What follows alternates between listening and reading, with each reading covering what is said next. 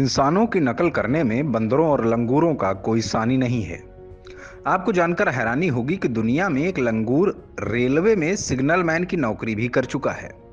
9 साल तक इस लंगूर ने सिग्नल बदलने का काम किया और अपने पूरे कार्यकाल में उसने एक भी गलती नहीं की। इस लंगूर का नाम था जैक द बबून। दक्षिण अफ्रीका की एक रेलवे कंपनी उसे प्रतिदिन के हिसाब से 20 सेंट और हर सप्ताह बियर की आधी बोतल देती थी। यह लंगूर केपटाउन शहर के पास स्थित उइटनहेज रेलवे स्टेशन पर काम करता था। दरअसल 1880 के दशक में जेम्स एडविन वाइड नाम का एक व्यक्ति रेलवे सिग्नल मैन के रूप में उइटनेज रेलवे स्टेशन पर काम करता था। एक हादसे में उसकी दोनों टांग कट गईं। इसके बाद उसने लकड़ी के नकली पैर लगवाए, लेकिन उसे घर से कार्यस्थल तक आने और वहां काम करने में काफी परेशानी हो रही थी। एक दिन जब वह बाजार गया तो उसने देखा कि एक लंगूर बैलगाड़ी चला रहा था जिसमें सामान भरा था। वह बाजार में सामान सप्लाई कर रहा था।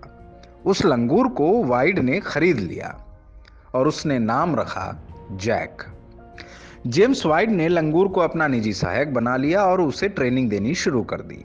कुछ ही दिन में जैक घर के काम करने लगा। वह जेम्स को छोटी ट्रॉली में बैठाकर रेलवे स्टेशन लाता और वापस ले जाता। जेम्स जो भी काम करता उसे जैक बड़ी गौर से देखता था और कुछ समय में ही उसे सीख जाता। कुछ दिन तक जेम्स के साथ रेलवे स्टेशन पर रहने के दौरान वह सिग्नलिंग के सारे काम सीख गया। वाइड ने लंगूर को इतने अच्छे तरीके से प्रशिक्षित किया कि वह सभी कामों में निपुण हो गया और एक सिग्नल मैन का पूरा काम करने लगा। एक दिन एक ट्रेन के यात्री ने खिड़की से देखा कि एक लंगूर सिग्नल पर गियर्स बदल रहा था। उसे यह बात बहुत अखरी। उसने रेलवे कंपनी के अधिकारियों से इसकी शिकायत कर दी।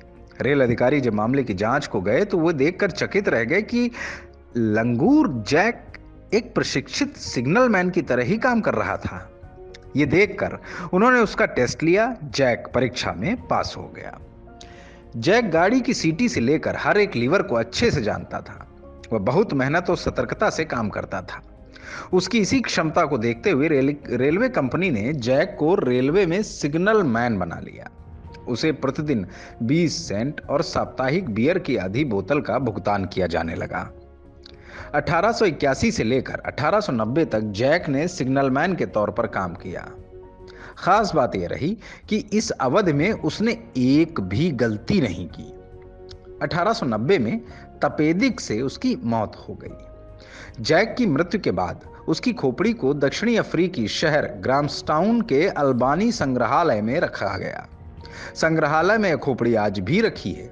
इसके अलावा उइटनहेज रेलवे स्टेशन की एक दीवार को जैक और उसके साथी जेम्स वाइड को समर्पित किया गया है। यथार्थ समाचार डिजिटल डेस्क रिपोर्ट।